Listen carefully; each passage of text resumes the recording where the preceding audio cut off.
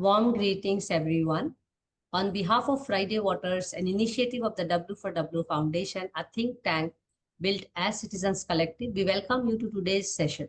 Friday Waters is a continuation of the signature series Wednesdays for Water. The activities within Friday Waters include Water Talkies, Water Reading Club, Water Thesis Club, Water Arts, which is today, and Meet a Maestro. Each of these sessions takes place once a month depending on the availability of the speakers. The idea of Friday Waters is to bring water knowledge available in the various alternate forms at one place to highlight the opportunities and challenges related to water. It is also to increase the outreach of the alternate water practices in the water networks as well as society at large. The Friday Water sessions are designed to be fun-filled and yet fruitful to learn about the water matters. The focus of Friday Water Arts is on bringing the artists who have done or are doing any art form on water matters in order to discuss with them the making of the artwork and the issues around the subject they have covered and the learnings they carry forward. Besides bringing interest in the water conversation, this will also help to understand how water is really dealt in different ways other than science and technology. My name is Mansi Bal Bhargav, and I'm the host for today from W4W. If you want to know more about W4W, do check our website www.w4w.in. Today's Friday Water Art session is a continuation of Goa Water Stories, and we are having in the series the fourth session. And I'm going to invite Rhea D'Souza from the Goa Water Stories as one of the core team members to take up the moderation of the session. And before I do that, a quick introduction and a warm welcome back to her, as she has been our speaker for Friday Water Arts Goa Water Stories, but at the same time also for her own work. Rhea D'Souza is an architect and currently pursuing her Masters of Science in Conservation at University of Gothenburg in Sweden. Welcome back, Rhea, and over to you, and floor is yours. Thanks, Mansi. Thanks for that. I'm very excited to be here. Thanks, girls, also for accepting the invitation. So, Goa Water Stories is produced and mentored by the Living Waters Museum, led by Professor Sarah Ahmed in collaboration with Wenceslas Mendes. And as Mansi mentioned, this is our fourth session. So, the Living Waters Museum aims to visualize narratives on water heritage, connect with local communities, address water challenges through various initiatives like water classrooms and eco entrepreneurship. And Goa Water Stories is yet another great work that has launched in March.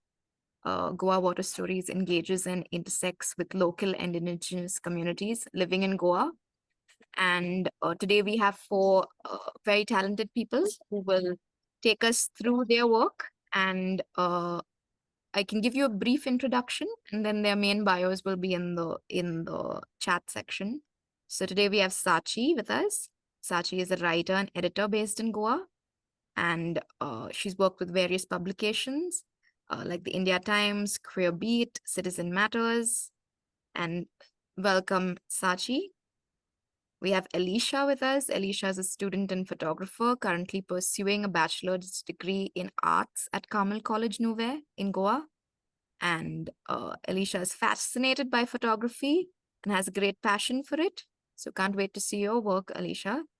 And Nitya Navelkar. Nitya is a storyteller with a deep fascination for nature and is also currently studying communication design at the NID in Madhya Pradesh. Bhavna Jain is a multidisciplinary artist currently pursuing a Master of Fine Arts at Central St. Martin's. And Bhavna has organized various workshops and showcased her works in exhibitions and performances across London as well. So welcome to all of you. Thank you, Rhea. So without Thank you, further Rhea. ado, let's begin. Will we begin with Sachi? Yes. All right. Hi, Let's go. everyone. Thank you, Rhea. Thank you, Mansi, for organizing this series. And of course, to Living Waters Museum and Goa Water Stories for the opportunity to contribute to this very important and now expansive exhibition. I'm just going to share my screen a second. Yeah. So my story was a freelance contribution to the work of Water Stories, and it's called Where is Anjana, where I trace Anjana beach and village as a site of rapid development over the past couple of decades, and what that actually has meant for the shoreline and the coastal ecosystem of Anjana. Um, to begin with, I'm going to say that when we think of Goa, the first image that comes to mind is this postcard like sandy beach, the sea stretching into the horizon, and the rows of coconut trees, and this kind of promise of escape, of abandon. This image obviously it's not random, it's been carefully curated and marketed over many, many years. Goa as leisure, Goa as abundance, and Goa very much as accessible. So when I started looking more closely at Anjuna, which is one of its most famous beaches and a tourist hub right now, I became interested in a very different question. Not just how this image has changed, but also what that change tells us about the tension between ideal and consumption. So is the beach still what draws us in, or is it now just a backdrop? So that's kind of where this examination began.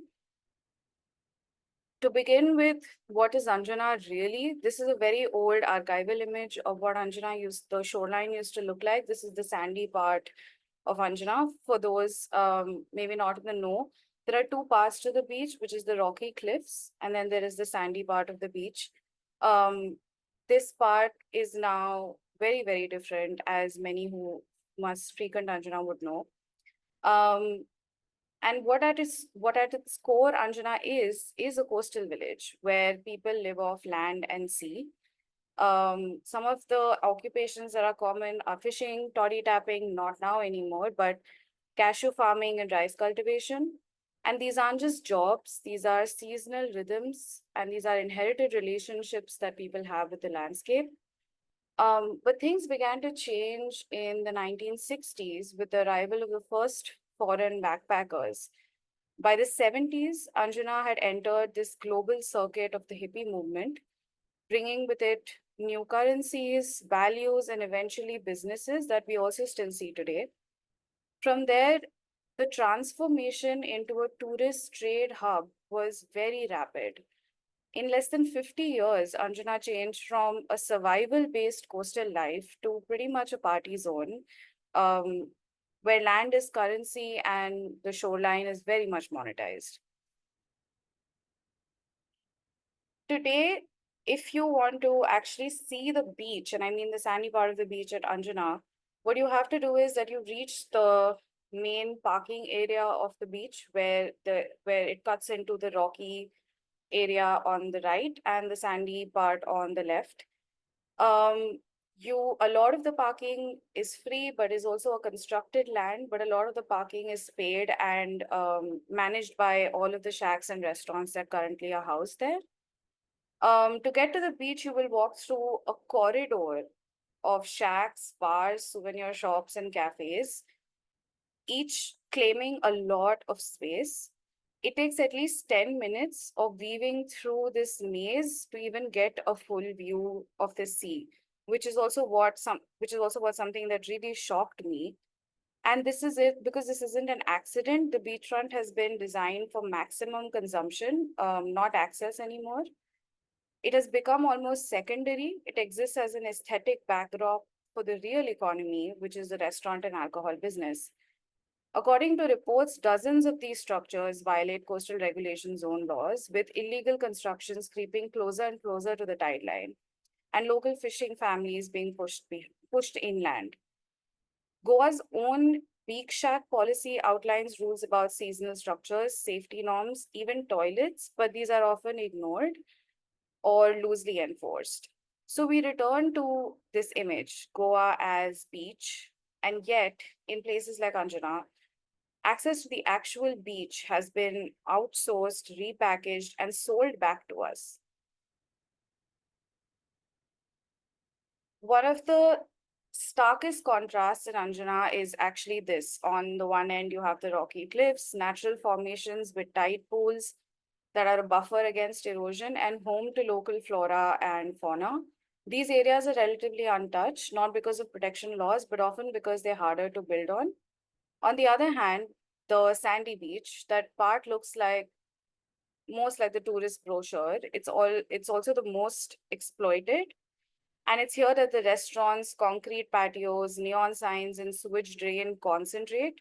So we see a spatial metaphor, the protected versus the consumed, the resilient versus the extractable, the rocky versus the easy to sell. The government response, and this is a visual probably very common to people who have been in Bombay. When faced with rising erosion, the government tried something a couple of years ago. They placed these concrete breakwaters that are these tetrapod shaped blocks along parts of the coast. And the idea was to block strong waves that protect what remained of the beach. But ultimately, breakwaters are a blunt instrument. They often end up doing more harm than good, and they disrupt natural sand flow, damaging marine ecosystems and worsening erosion in nearby and unprotected areas. In Anjuna, locals reported that instead of preventing loss, the breakwaters actually shifted the erosion elsewhere. So 50 meters of beach were lost just in a few years. So the question isn't just what's being done, but who decides what protection looks like and who benefits from it.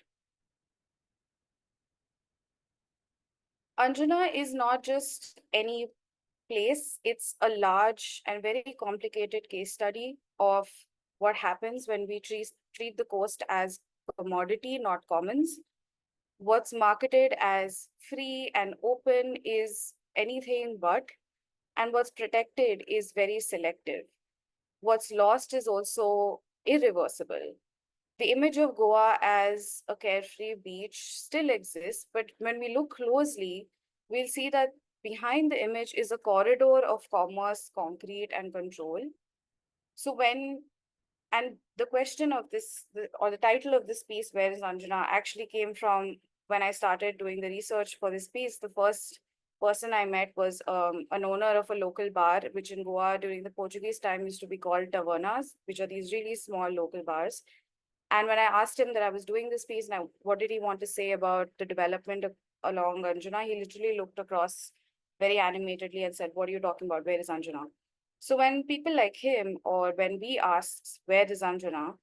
maybe we're actually asking, where is the coast we were promised? Where is the shoreline that belongs not only to him, but to thousands of families, but to all of us, not just Goans, but when to everyone who wants access to the sea, not in the commercial way, but in the way that is just commons, in the way that is just accessible fundamentally. Um, and I also want to say that now there's this new thing being done, which is something that I've also written in my piece, is that there's something called tide pool walks that happen along the rocky cliffs of Anjuna. A lot of this is a very fun way to find out what actually happened, what the environmental reality is of Anjana's rocky cliffs, but also the flora, the fauna, the very, very unique and ecologically protected animals that live over there. But also, these are meant to make us actually realize that these areas, these coasts that we frequent but don't really pay that much attention to, are home to more than just humans, but these very, very important creatures that actually build Goa's entire environmental and cultural landscape. So yeah, that's about it from me. I really hope people read this piece and respond to it. It's a very long piece, so getting into it would be a lot longer conversation. But yes, thank you so much once again. Thanks, Sachi. Just in time. Amazing.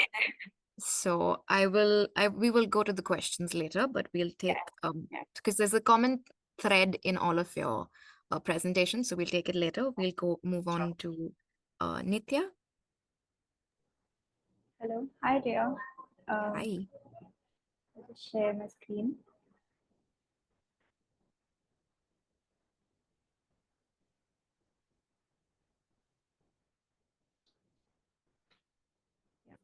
Thank you, Mansi, for having me. Um, it's a pleasure to be on this platform and to share my project with all of y'all. So my project was about a creature that lives in on the beaches of Goa. Um, like we all know, Goan waters are home to thriving ecology. There's a whole ecosystem that lives in the Goan waters, be it rivers or estuaries or the sea itself. So this was about a tiny little creature that not only lives on the sandy beaches of Goa, but also keeps the beach clean in a way. So on one of my walks to the beach, I just came across these tiny little structures, and then I was so fascinated by that. I just clicked a few pictures, and I decided that, oh, let me just come every day, observe what it all is about, and document it. So turns out these structures are made by none other than this tiny little crab, which is hardly what one and a 1.5 centimeter in size. Um, and it was so fascinating to go close, as close as possible to them, to just film them, photograph them, and see what they are up to. So it turns out that these sand balls that they make are actually a byproduct of their digestion. So what they do is, because the water from the sea gets biomass and puts it into the sand, the crabs use their pincers to take the sand. They take the important and the required components from the sand, the biomass. They ingest that, and what they do with the remaining sand is make tiny balls and keep them aside. And this is a reminder for themselves that they do not have to use that same sand again. So, which is like totally fascinating, like such a small creature, but what it does is completely amazing. So by doing this, they not only, you know, I mean, they're eating their food, but they're also keeping the beach free of the biomass. And if that is not done, then the biomatter in the sand will start stinking. So they are in a way helping keep the coastal ecosystem healthy. And another fascinating part about it is that these structures are sort of done so artistically. I mean, they don't do it intentionally, but when you look at those patterns that emerge out of this activity, are so fascinating to see. And they mostly do this during the low tide. So these are a few photographs that I captured on different beaches across Goa. Um, Now that we know about the creature, a problem they face is the plastic pollution on the beaches. So what happens is, because there's microplastics everywhere, there's plastics in the sand as well. So when they're ingesting the sand, the microplastics or be it oil spillages that happen in the water, it affects the health of those crabs that are in turn helping the coastal ecosystem. So with all the above information and photographs and videographs, what I made was I made a compilation and made a film out of it. And I also put some of my own thoughts and visualizations through animations. So whoever wants to watch it can watch it on the Goa Water Stories website. Uh, so yeah, that was about it. It was amazing to see these creatures up close, understand them, um, and there was a lot of learning that came through this. So yeah, thank you so much. Thank you, Nitya. Concise and sweet, just like the sand bubble crab. Thank we you. shall we shall move on to Alicia. And as Mansi has suggested, that those in the audience, you can type your questions in the chat, or at the end of the session, we'll be taking questions. So welcome, Alicia, and thank you, Nitya. Hi, thank you so much, Rhea. I'll just share my screen. Yes.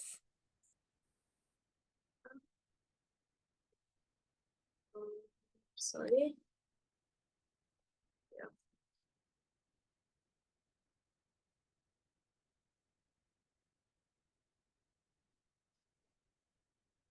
Can you see my screen? Is this fine?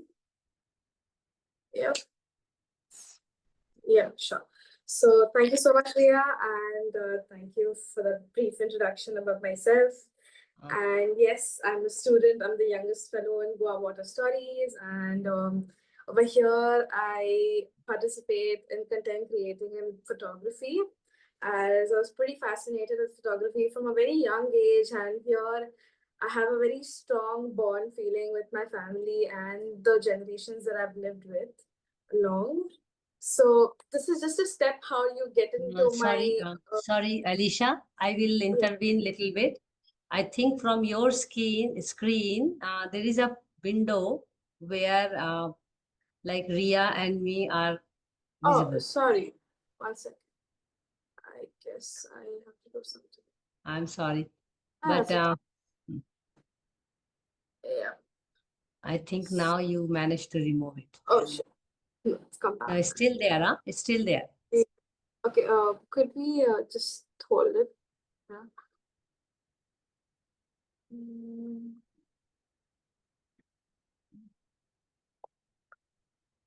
Okay, I think yes, you have to remove. Yeah, thank you. Will you able to cut this part, or Yes. is it going to be Now it's not there. You may please continue. Yeah, thank you. Yeah. Okay, so this is just But we the don't step see how you to now. get Huh? into. We don't see you now. That is another issue. So because I'm also checking through the live. So Okay. I think your let camera me just might do be one switched thing. off. Let me just do one thing. I will make you host for just your presentation. Can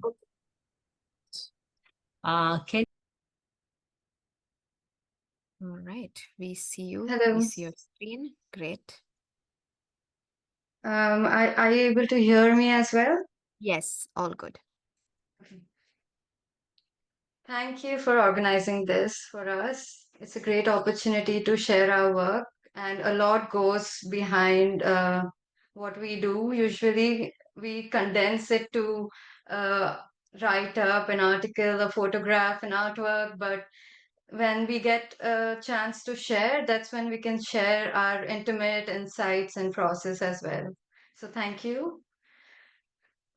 And so this oyster shell window paints is a collaborative project I did with Alicia. Thank you, Alicia, for being the researcher and the photographer. As a collaborator, it was amazing to work with you. I'd like to begin with a provocation or a paradox. We cannot live in water, but we need water to live. We too are made of water.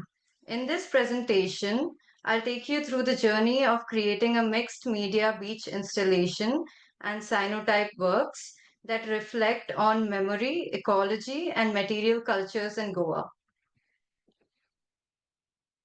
Starting the project began with photographing the landscapes and seascapes of Goa, especially the everyday life of the community. From those photographs, I developed a series of over 15 cyanotypes. Cyanotype is a slow sunlight based printing process. So we use like water, potassium ferrinide, and ammonium citrate, and it reacts with the sun. So it creates this deep indigo blue images that feels both archival and ephemeral. So these are the images that I created. This is of Goa Chitra. This is of the fishermen in Benolim.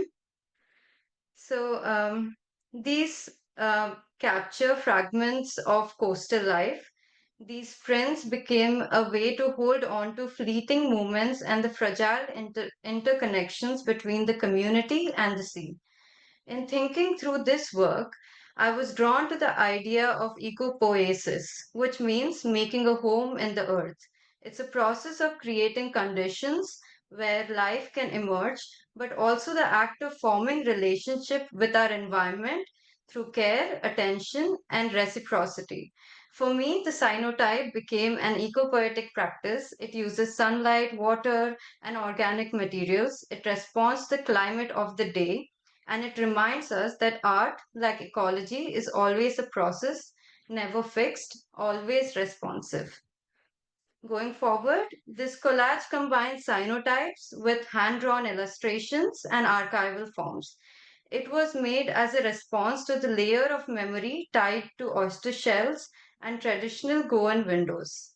Around the time I met George, a local from Benolem, and during a brief interaction, he generously gave me a big collection of his old oyster shells.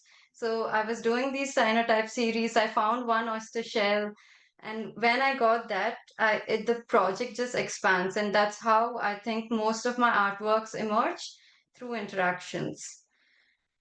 So, in Donna Haraway's words, we are always becoming with species, with materials, with histories. This part of the project helped me think about collaboration, not just with people, but with place, matter, and memory.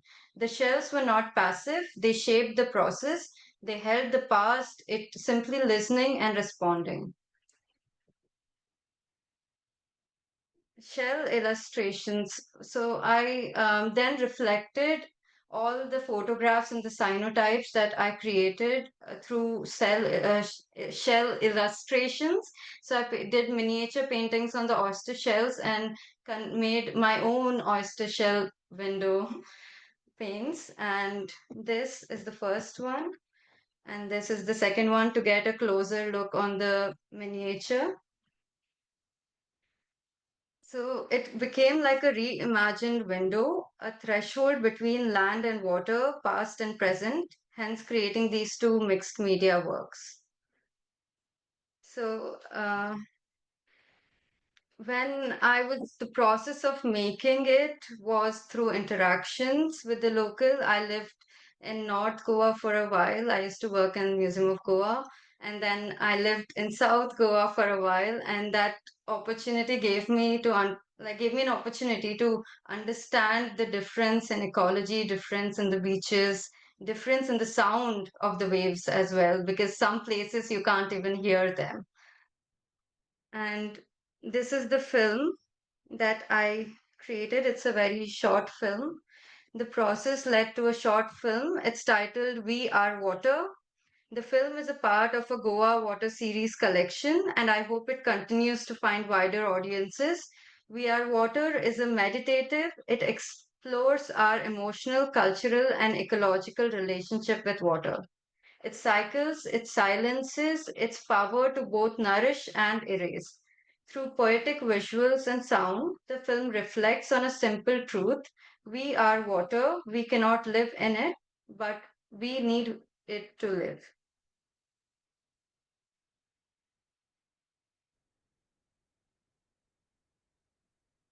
I'm so sorry. Nonsense, nonsense.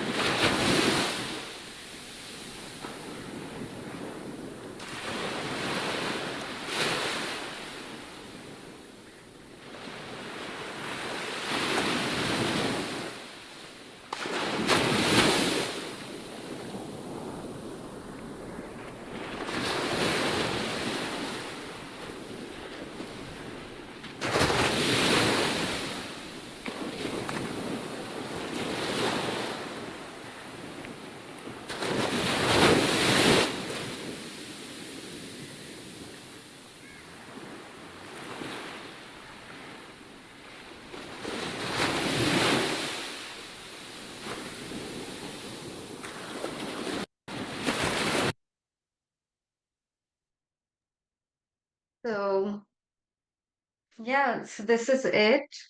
So, I think the process of being at the sea, painting there, painting at the beach, and working with the land gave me a chance to understand the relationship with nature as a creative.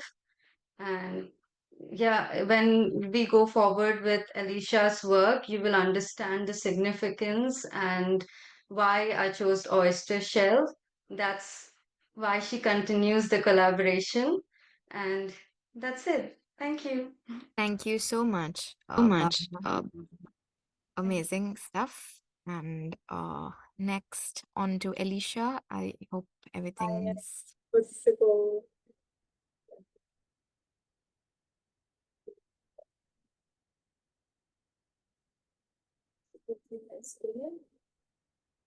it's loading. We'll wait.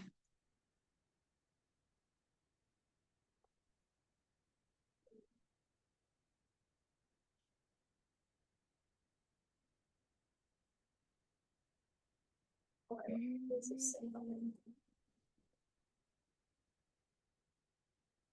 We see it?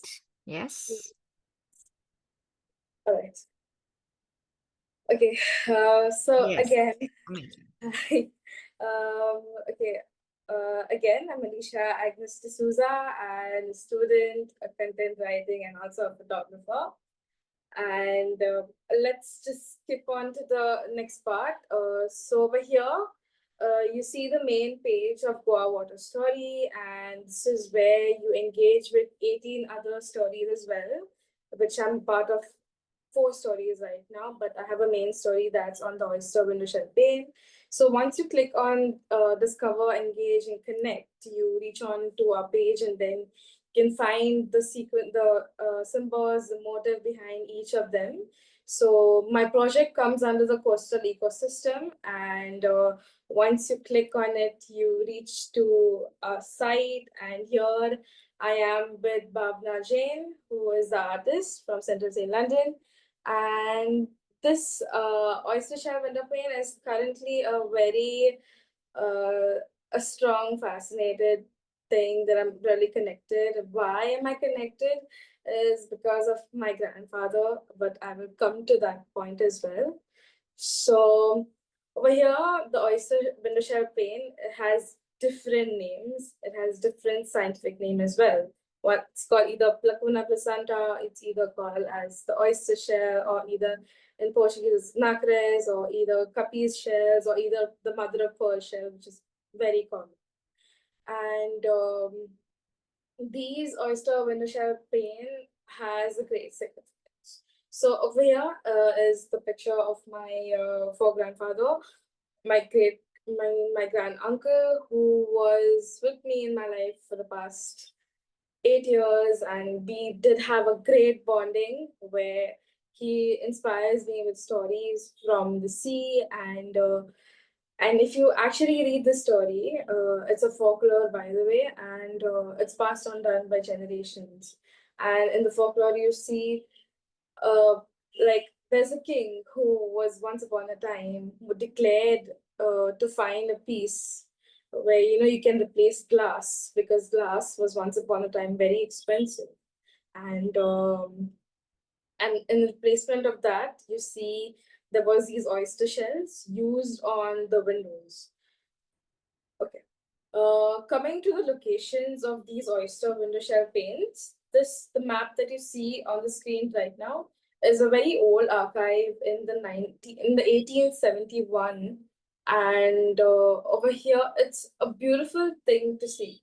If you know about the old conquest, we have in the old conquest we have Bades, Illes, and Salsit as the 3 main talukas of Goa.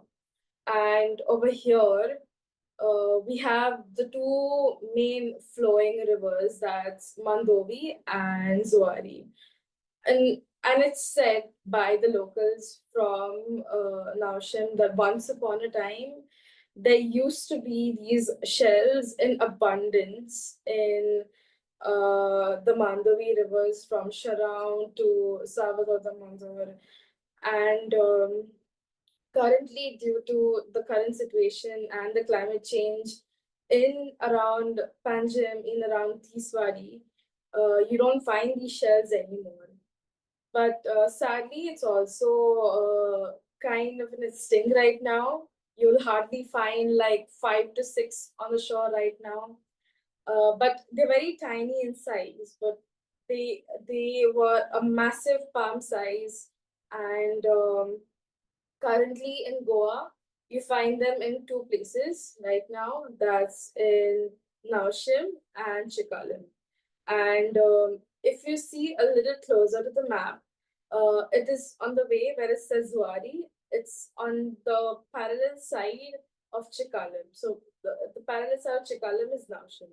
So on these 2 bays, you can literally find these shells found over there. But you can't take the shells or use it anymore due to over exploitations that has happened right now.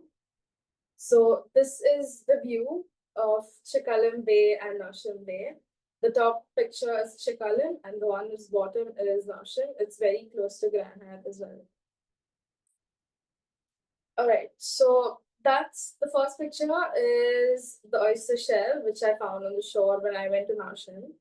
And the second picture is the cut piece of the oysters when they fix it in the windows. So right now, these windows, you cannot make these windows anymore due to these shells because the shells are extinct. But there is a alternative side that has come. That's the plastic oyster shell as well, which is very sad because you don't get the same. What do you say? The ambience of the shell because the shell protects it protects the light, like the harmful lights basically. And over here you will find these shells, these window panes in different architecture, either in Gothic or either in Mandarin or either in a structural form, which is a new modern pattern.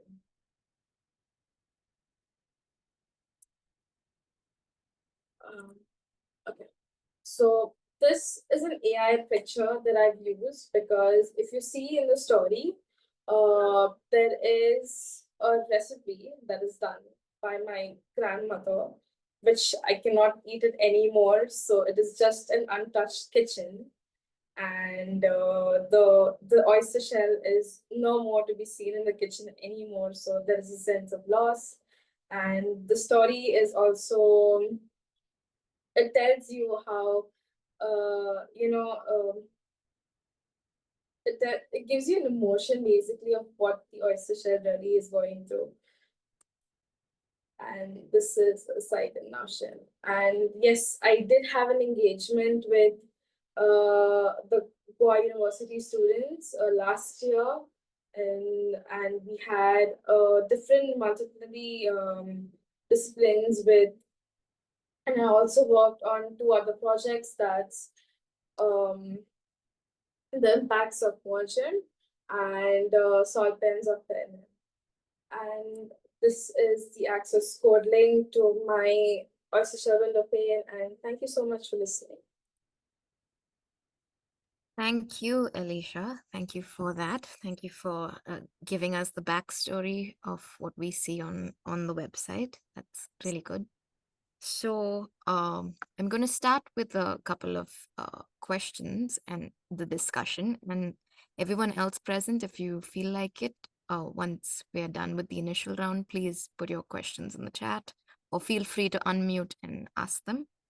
So ladies, all of you have this underlying theme of coastal ecosystems and climate change, and you know how that's affecting Goa and what we see today. And each of you in your, like Sachi asked the big questions of tourism, what that means to a coastal village.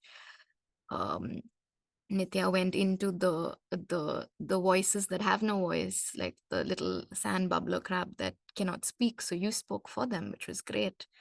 Alicia and Bhavna moved on into looking at resources from the coast and what that meant in the past and what it means now, how our connections are to it. Um, and yeah, so what I want to ask you, what I wanted to really ask you girls is, um, what do you feel through your project? What are the learnings that you went through? So what were the takeaways that you could work on further or see through it? Do you want, any of you want to go? Yeah, I can start, Rhea. I think this was a very interesting project for me because it happened in multiple phases. The first time I went, there was definitely the problem of the language barrier, which my because my Konkani is very, very, very bad.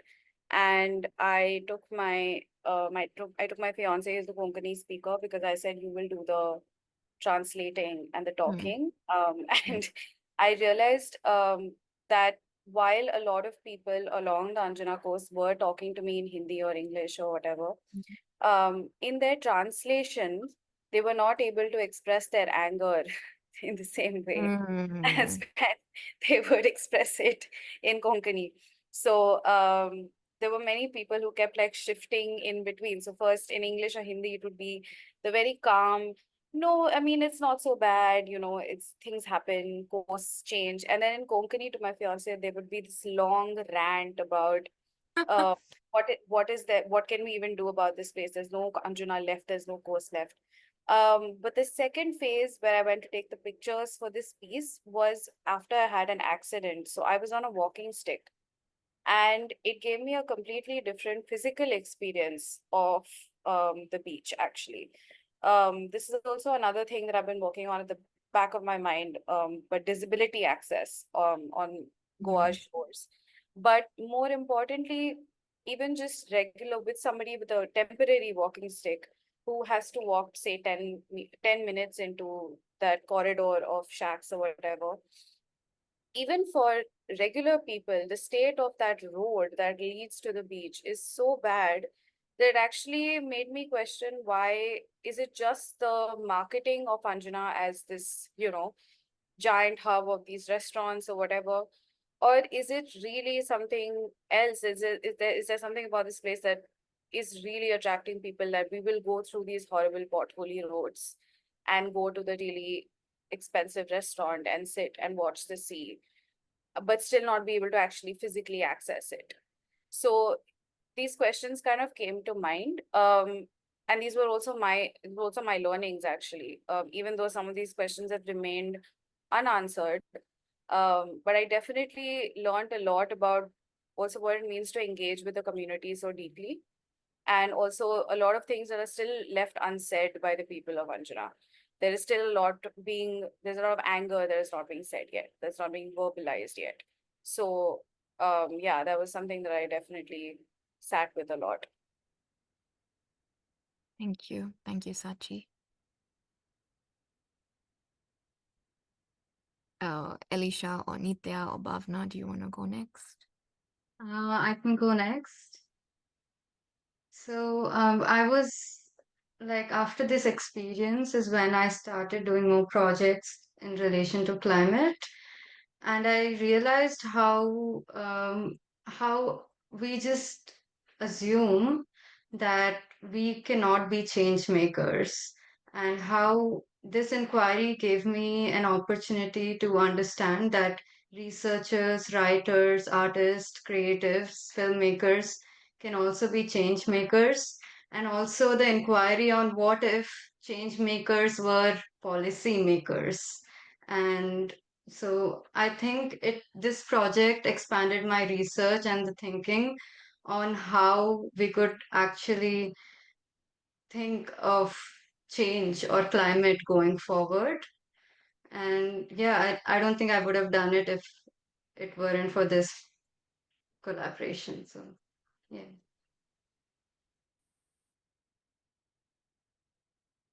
Thank you, Bhavna, for that. Can I go next? Yeah, of course. Yeah, so my learnings were mostly about filming these crabs itself because they are so tiny and difficult to capture in a normal lens. I was sort of given another lens that I had to figure out how to work with. So filming was something which was very interesting, and this sort of led me to make, so like Rhea said, giving voice to the voiceless. So um, so this film sort of led me to make another longer duration film on the otters. So this project for me opened those avenues of wildlife filmmaking. So this was a very special project for me also because I was able to experiment with a lot of different media. Um, so yeah, those were basically my learnings, mostly on the creative side, but yeah. Yeah. Amazing. Okay, so I'll just tell about what's up with me. So the thing is, I remember the time when I had to engage with the elders. Now, when you're Mm. talking to the elders, you either talk with them in Portuguese if you want to, if you want a better idea from them, because I know they will respond to you very well and they will be on the point. But there was a little tough time with me because it's been a while I spoke Portuguese with them, and it's like almost decades now. And I remember it was pretty tough to engage with them. But also another thing, when it comes to documentation, it was really difficult for me to go and speak up with people, especially in Naushin, because they don't really interact with you much when you say, you come here for a project, because they are afraid, like if there is any political move that's happening. Because I remember when I went like a year back, there was this marina project that was happening, and the people were told to be silent. So there is a political background over here, which I don't want to get into it. But the Goans, I guess they will know what's the Marina project all about, which is supposed to be coming up in Naujin. So yeah. Right. Thank you. Thank you all for sharing your stories. And if there's anyone from the audience, there's Michelle, there's Carrie, there's Bikash, anyone wants to ask any questions, we've got a few minutes left.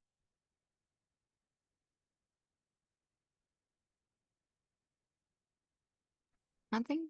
Sorry, I don't have any questions, but just to say that this is like amazing, the stuff and how much I learned about everything from the shacks in Anjuna to the tiny crabs and the oyster windows. So a really great job. And I've learned a lot. I follow them and I think the visual, wait, let me try and the visual representation is good because you can see the maps, you see the stories, and the storytelling is amazing. So thanks. So it's a comment, not a question.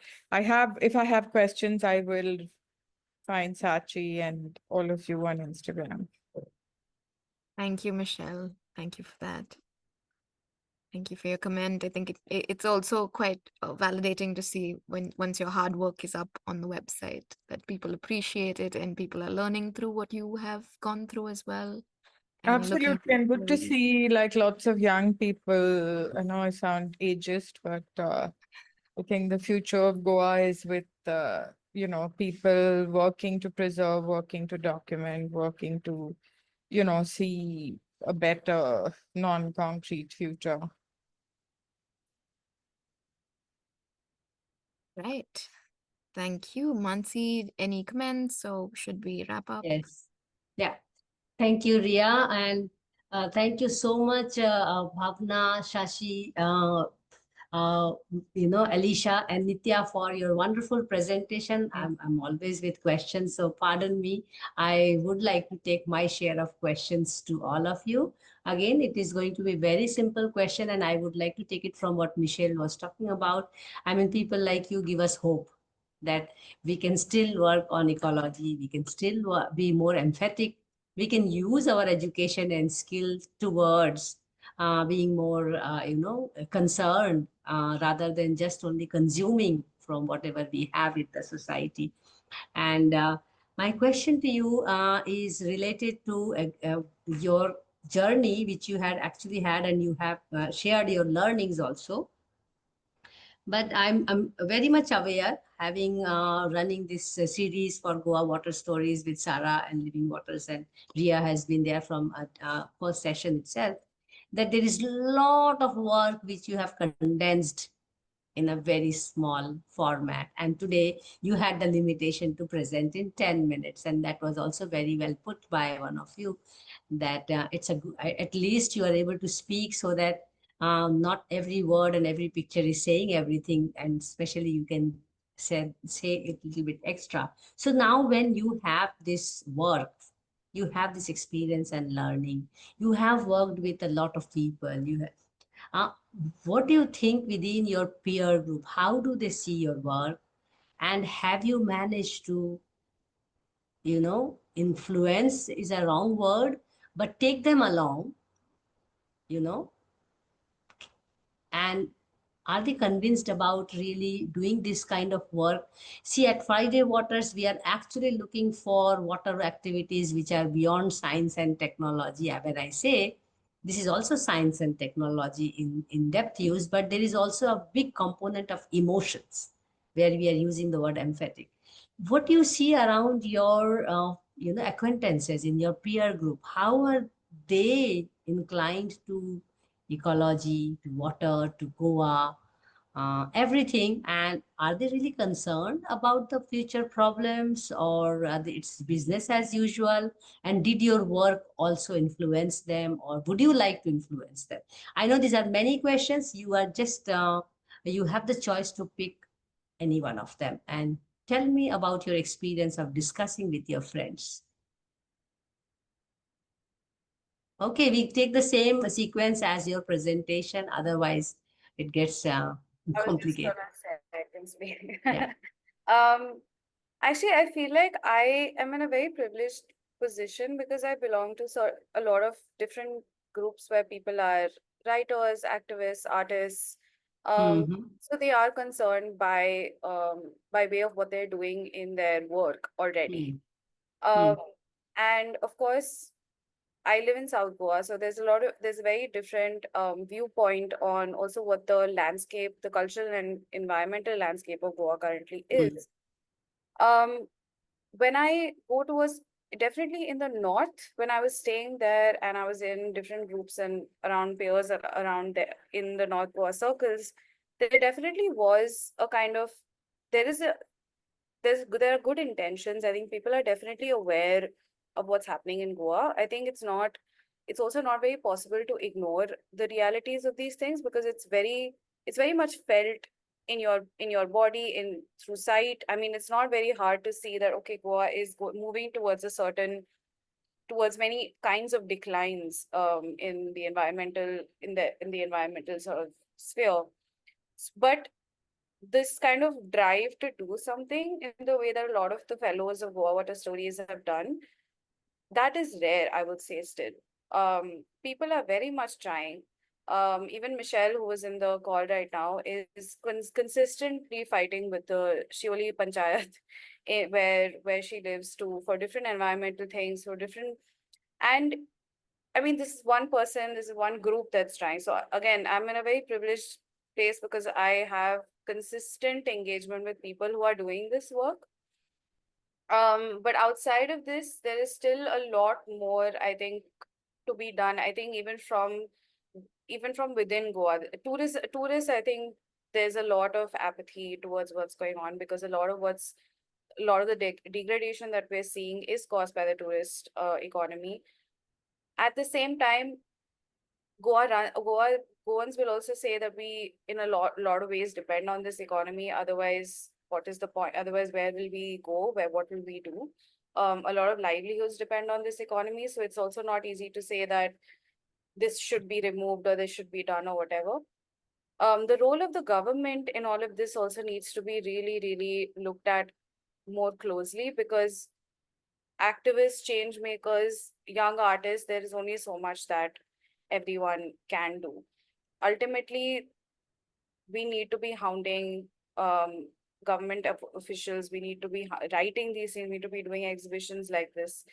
I know that when I started to share the work of Goa Water Stories, there was a very big response. And there was, like Michelle said, a huge learning and shock that, okay, oh my God, this is a very, very big problem and a very, very expansive question looking at water in Goa, and all the livelihoods and all the communities. So the more I think we talk, the more we share, it gets into people's heads, because that's just how it works. Mm. Repetition is how, also a lot of propaganda happens, but also is how we get people to listen. Absolutely. So I think that's also extremely important, but there is also still a lot of apathy. And I think everyone here will have a different position, of course, because in colleges it's such a different experience. From where I'm standing, it's such a different experience. So yeah, I think that's what I wanted to say about this.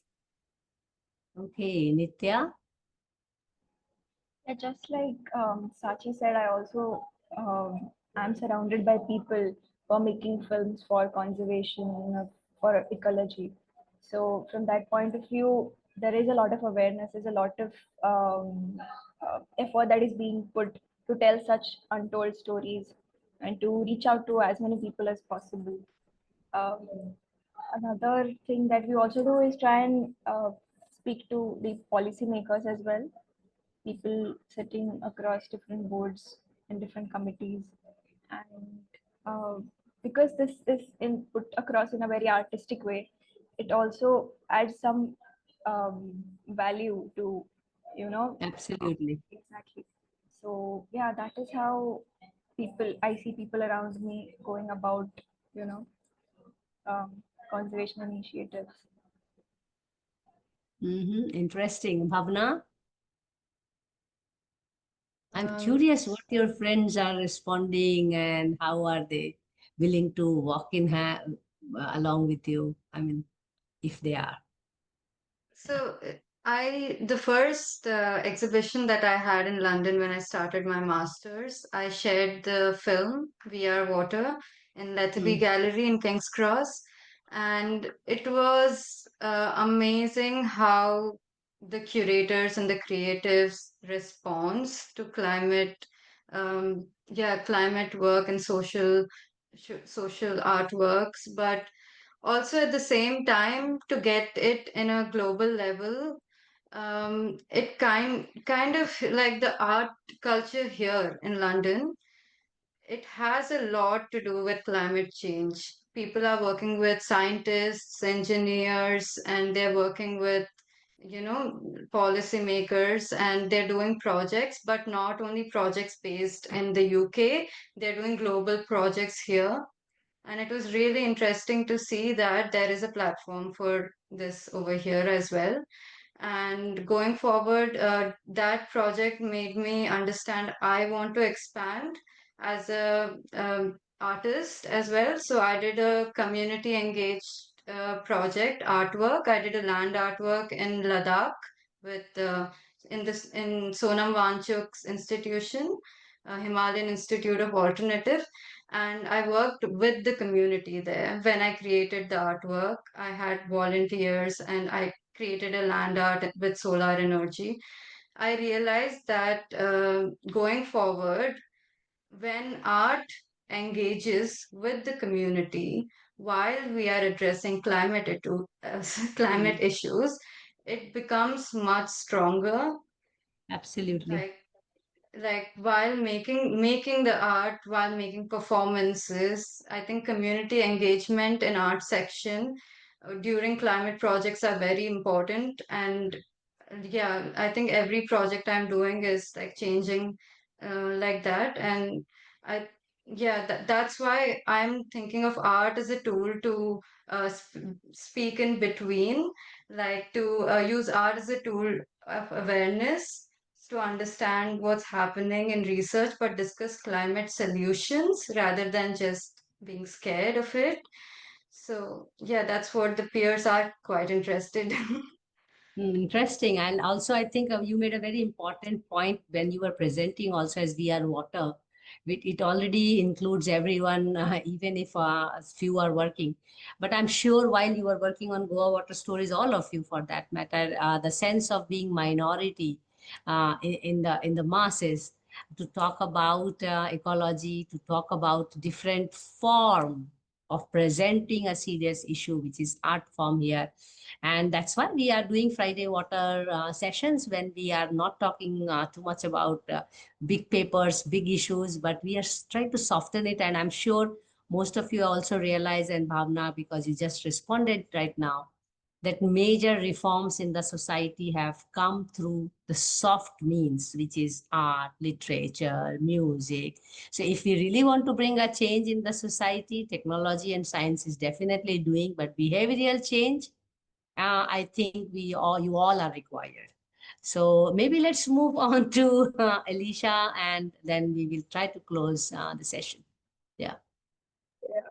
So, as a student, it did really had a huge impact, because at the initial age, like everyone was like, what are you doing? Everyone was in that question, like, because it was. Did you get a question on will you be paid for this or not? Yes, I did, and I didn't know about my payment that time. I was like, I'm just doing it, and the best part was over here is people were like really shocked when they saw my work, when it was out. But before that, I had like so many questions, like, like, why are you doing it? For whom are you doing it? What is the purpose behind, like, what is the purpose behind it? Do you have somebody who's guiding you? Do you have somebody who's into it? And I guess the answer came out when the project came out. So, yeah. So what was the reactions later on? Because you shared the reactions before, I would now be interested to hear some reactions. Okay, so this was from one of my peers, from, like, not even my peer, it was a professor from my college.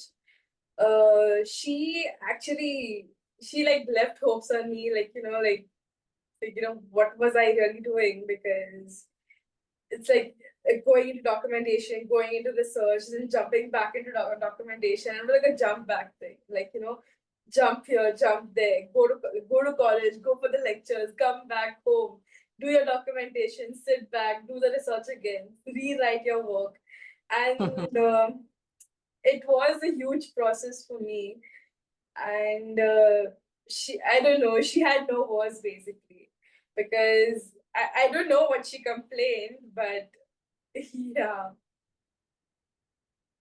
Oh, interesting. Because I think one more aspect which I would like to share with all of you, because I know Sarah for quite some time, and the birth of Living Waters Museum I have been following since when it is born. Implicitly, when you are taking up this work, all of you in the Living Waters Museum, there is a kind of a learning about research. It's a completely different thing than doing a class assignment. That is another thing. And I think that is also something, it takes time for the peer group and people around the acquaintances to understand what exactly are you up to.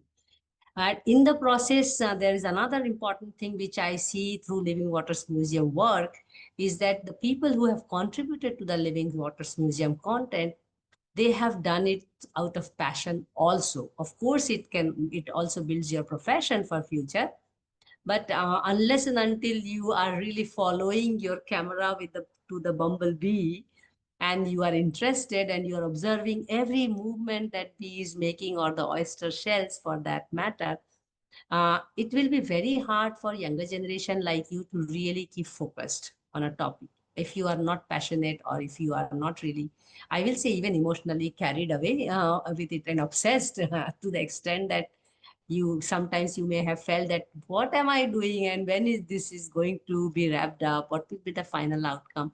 So you in a way may have learned and must have learned how research happened. And I think you also presented it in the beginnings, one of you, that you have now more respect for people who do this kind of work before you started this work.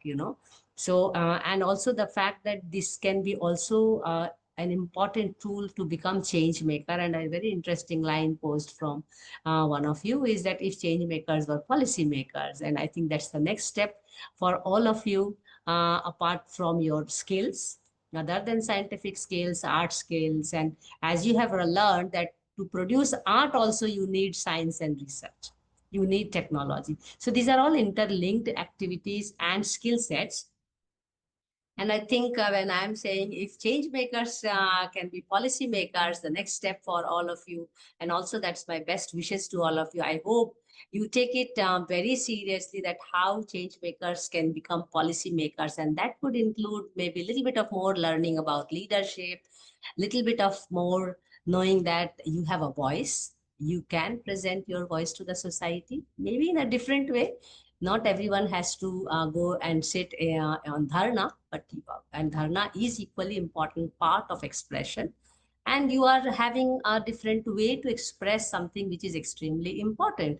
So I wish you all the best, and I hope you do take that. For me, that's a big takeaway. If change makers can be policy makers and very keen in leadership activities, so I look forward to seeing some of you or maybe all of you as future leaders of protecting not only Goa's heritage, water heritage, but also humanity at large. So before I close, first of all, thank you so much, Rhea, for taking responsibility of the session. And I must also thank Sarah to put things together for us, and also bringing the whole Goa Water Stories, Wensi, for organizing all the stories put together and everything. And importantly, Uttara Veluri for coordinating for having this series session. And not last but not the least, speakers for today, Sashi D'Souza, Alicia D'Souza, Nitya Navelkar, and of course, Bhavna Jan for your presentation today. We will conclude, but before that, as a protocol, we will also share with you that as this week was interesting, our next week is equally interesting. And we are having our next week, action-packed next week, which is Monday Munching and Musing with Women for Water on July 14th at 5 p.m. IST. We shall interact with Dr. Saptam Patel, and in there, we try to acknowledge and appreciate their contribution in the water sector. In our signature series, we have biodiversity series starting. It's a season 2 of Wednesdays for Water session on July 16th at 5 p.m. We are going to discuss about Misrika, India's primeval wetland forest. And on Friday Water, next time we also have Friday Water Arts, but it is not Goa Water Stories, but we are having a very talented artist, and he is going to talk about what Water Commons taught him. And so the title is What Water Commons Taught My Art. And we have Indrajit Sinha, and he's going to showcase all his animations, cartoons, and probably he'll do some live sketching. I'm hoping for that.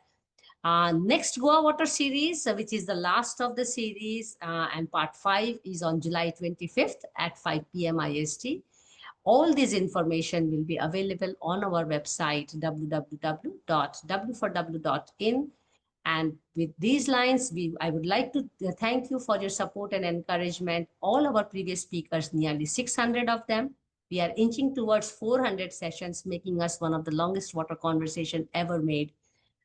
We really look forward to your continuous support, and also make sure that these water conversations become meaningful and accessible to everyone at every time possible. Thanks a lot. Please take care of yourself. See you soon.